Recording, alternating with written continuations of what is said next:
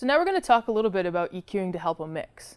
So as you listen to the signal that comes through the sound system, you may find that there are certain frequencies within different instruments that clash with each other.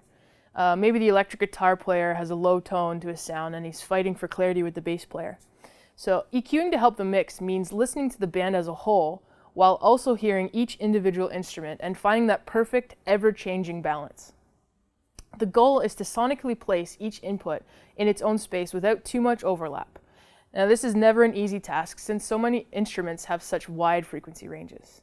The goal here is not to squish each input in to fit, but rather to provide clarity by accentuating what's best about each instrument and reducing all that other stuff in the way. What's all that other stuff? That would be things like undertones, resonant frequencies, bleed from other instruments, stuff like that. So low frequency management is key here. Lower frequencies, as you may or may not know, travel much farther than higher frequencies, and so it's very common that they end up sort of flooding into all kinds of places you don't want them to be. It's good practice when thinking about the fight for clarity in your mix is to eliminate the low frequencies wherever you can. A hi-hat, for example, really has nothing going on below 200 Hz. The only thing coming in through the channel that low is bleed from the drums surrounding it. So we can clean up the hi-hat channel simply by placing a high-pass filter on its channel. So now we're going to show you an example of using a high-pass filter. This is the mic. We're listening right now to the mic that's only on the hi-hats. As you can hear, there's lots of bleed from other instruments surrounding and the other drums surrounding this mic.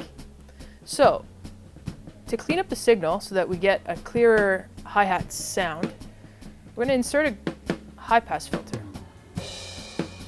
As I slowly roll it in, you can hear the bleed from the other drums surrounding it is slowly decreasing, and we're getting rid of all that extra low frequencies that we really don't need.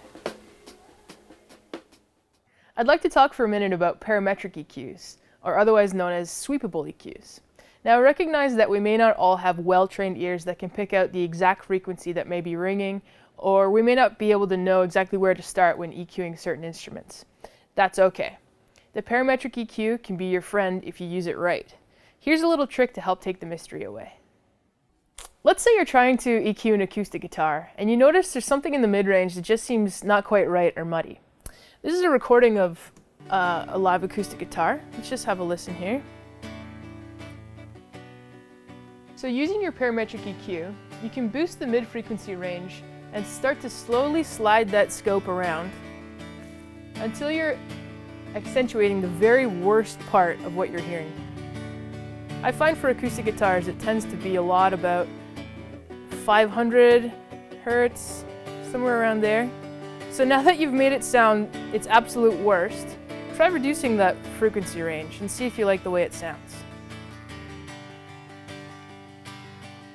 Now this will change a lot depending on the acoustic guitar, depending on the player, so you may need to try it a few times until you're happy with how it sounds. With live sound reinforcement, it's important to remember that subtracting is usually better than adding. What do I mean by this?